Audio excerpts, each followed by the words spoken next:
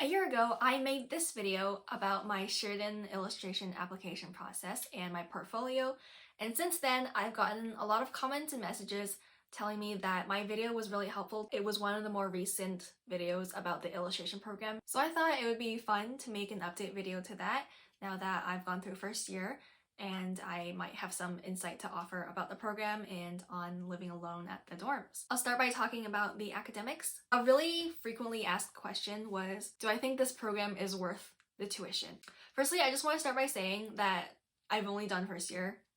Like, obviously there's gonna be more, but my personal feeling was that first year is still very fundamentals.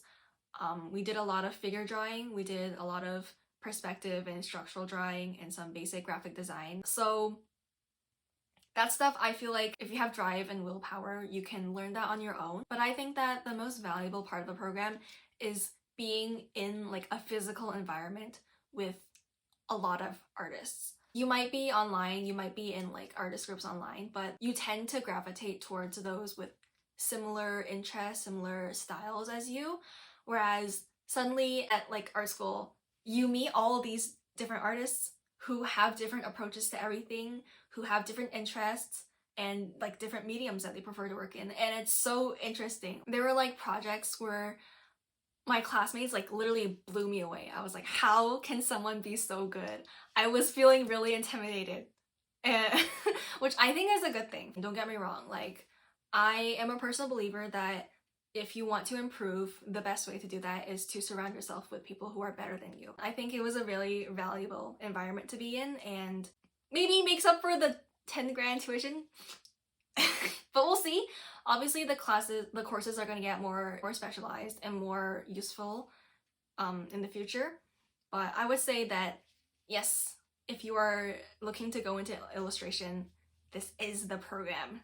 Come here. So yeah, other than that, another question that people asked me was, how is the workload?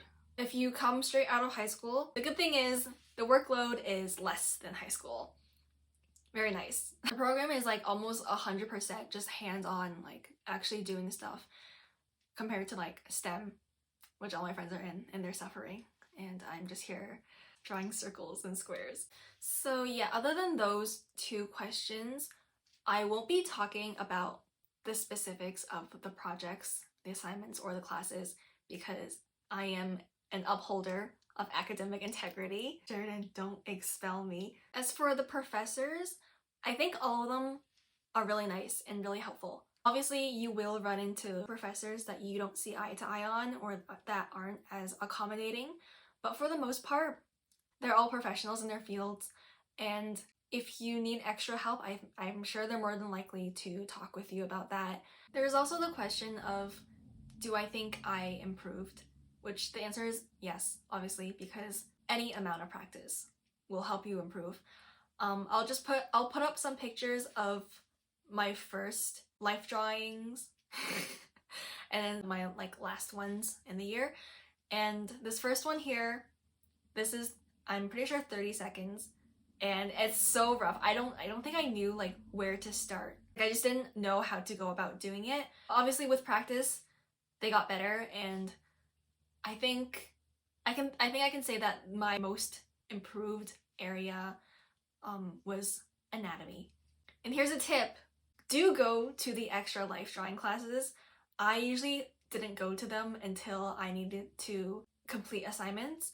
They are so helpful. The life drawing classes that you have, they are more structured, like you are told what to do, like the length of the poses you have and the style to do them in. So that might be a bit limiting if you're looking to try different things. If you go to like the extra life drawing classes, that's when I found that I improved the most. Like I would just try like a different method and then suddenly boom, improvement. For example, you can either stand or sit down when you do the life drawings, and for the longest time, like throughout first semester, I was sitting down. But one day at Extra Life, I was just like, maybe I want to move my elbows. So I got up and I put the easel up, and then wow, I have so much more movement. Like I figured out a new way to hold the chalk.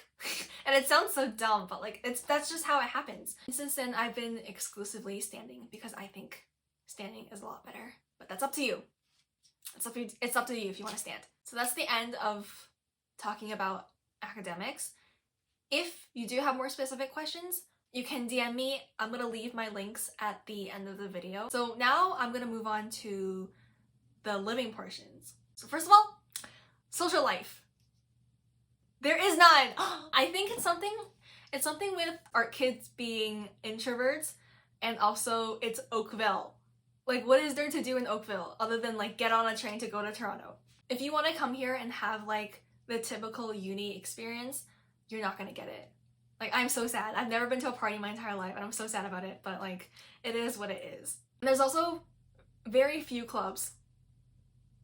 I went to like a club fair at the beginning of the year and there was like, I think like 7 clubs total that were at this campus. I'm sure like if you really tried you could find a club that you liked, but for me, it wasn't doing it for me. I think within your class though, you have the potential to get really close to your classmates because we are in cohorts. You stay with your class throughout the entire year unless you swap schedules. I know there are some classes that got really close, but for me, I'm shy. I just like, I don't speak unless spoken to, and it's something I need to work on, but like it's been years and I haven't worked on it. I just had my little friend group and it was enough for me. But if you're really looking for like a big social life, you're gonna have to create that yourself. Moving on from social life, things to do in Oakville. I feel like the only thing to do in Oakville is get on a train to Toronto. There aren't a lot of restaurants nearby either. So I live in the KW region next to the University of Waterloo, and I've always complained about how there's nothing to do in Kitchener-Waterloo, but there is honestly more things to do in Kitchener-Waterloo than there is to do in Oakville. At least there's like a lot of restaurants for students. Even if there's like nothing to like actively do, you can go out and you can try new restaurants. But in Oakville, I feel like maybe there's more by the lake. I never really went down there. I didn't have a car, so it was more difficult to do anything. Oh my god, I'm so thirsty. I'm getting water. Sorry, I was so thirsty. I feel like you can hear my voice giving out. So yeah, Oakville, not much to do.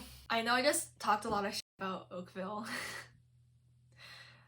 But like, maybe I just didn't try hard enough, but I feel like there really was nothing to do. What do you want me to say? Like, I literally napped throughout the entire year. Okay, moving on. The last point I'm going to touch on is res, living on campus. I will say, first of all, it is the most cost-efficient rent choice. This year, I didn't want to live on res anymore because there's only a communal kitchen and I never used it because I don't want to lug all my stuff to the kitchen. So I just really, also the fridges don't work. I swear to God. I'm so worked up about this. This is gonna be a tangent, but just listen. My parents brought me leftovers and I put them in the fridge. The next day when I woke up, I went to the fridge and I touched the shelves and it was like room temperature. So I was like, okay, that was weird. And I still ate the leftovers and I was fine. But I was like, that was the first time I noticed like the fridge was kind of weird. But then, this is the bad part. I drink so much milk. I go through like a liter of milk every 2 days. So obviously I'm gonna buy like the bags of milk that come in 3 liters because I don't have to go buy milk as often. But I brought the milk back and I drank the first 2 liters. And by the 3rd liter, it wasn't even expired on the bag. It like the expired date was in like 2 weeks. But the milk was already chunky. That's not right. That is not right. I put in a maintenance request and the guy came over and then when we touched the fridge, it was cold. So like he was like, okay, if this happens again, we'll get you a new fridge. But then he told me, he was like, sometimes the power goes out and the fridge just turns off. And I was like, okay, whatever. But then like it just kept happening. Like I tried to eat my leftovers within like 2 days at the most because I knew that fridge was sketchy. My milk, I had to drink it within like 3 days of buying it. It was so bad. I was so stressed all the time. I was like, oh my god, my broccoli is gonna go moldy. My milk is gonna go chunky. Like the amount of milk I had to throw out was tragic. I love milk and it was just like so chunky. I had to dump it out. Meat that we left for a long time that we just like didn't throw out, fully moldy. Literally disgusting. Cucumbers were moldy. Oranges were moldy. Like, and then I asked my parents, I was like, is that normal? And they're like, no, that's not normal. And now if a fridge is not cold in like any residence, that is an immediate red flag for me because I was so stressed about the food going bad like the entire year. Like maybe just keep an eye on your fridges. I don't know if it's all of them. I know mine was like that. And like by the time it was really getting to me. It was like February, and by that time I was like, okay, I'm not gonna make them lug in a new fridge just for like 2 months. So I was like, whatever. But that was the tangent. What was I talking about? Oh yeah, that's one of the reasons I didn't want to live on res anymore, because the fridges, there's no kitchen space. I think those were the only 2 reasons, honestly.